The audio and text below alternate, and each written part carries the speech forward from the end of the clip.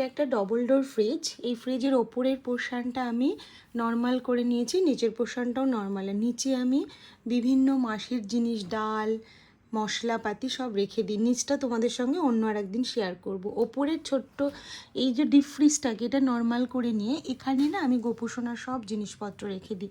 এখানে দেখো বিভিন্ন মশলা রেখে দিয়েছি, এগুলো ভোগের সময় আমি এইসব মশলাগুলো নিয়ে আমি ব্যবহার করি। এই মশলাগুলোর এখানে ডিপ ফ্রিজে রাখলে না যে কোনো মশলা ভীষণ ভালো থাকে, অনেক দিন যাবৎ মশলাগুলো থাকে। এখানে দেখো মিষ্টির প্যাকেট রেখেছি, এর মধ্যে পনির রেখে দিই আমি সবসময়। পনির সবসময় একটা কাচের জারেই আমি রাখি পনির। এখানে গোপুসোনার কিছু স্ন্যাক্স রাখা রয়েছে, কাজু বাদাম রাখা রয়েছে।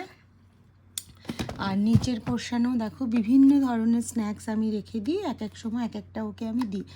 আর এইটা হচ্ছে চকলেট রাখি, এর মধ্যে এরকম কন্টেনারে করে চকলেট রেখে দিই।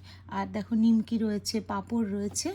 আর এইখানটায় এটা যেহেতু এখানে বরফ জমানো হয়, আমি যেহেতু এটা নর্মাল করে নিয়েছি সেক্ষেত্রে এখানটায় আমি ফুল রেখে দিই, গোপুসোনার জন্য ফুল। আর এক্সট্রা চকলেট থাকলে সেটা রেখে দিই। যখন ওই চকলেটগুলো শেষ হয়ে যায় তখন আমি আবার এখান থেকে নিয়ে ইউজ করি। আর ওপরের এই পোর্শনটায় আমি বাটার রেখে দিই। আমি ছোট ছোট এরকম প্যাকেট বাটারগুলো সকালবেলা গোপুসোনাকে দিই। এছাড়া দেখো এই দিকটায় রেখেছি বিভিন্ন ধরনের গুড়, নকুলদানা, এসব সমস্ত কিছু রেখে দিয়েছি, সমস্ত কিছু রেখে দিয়েছি।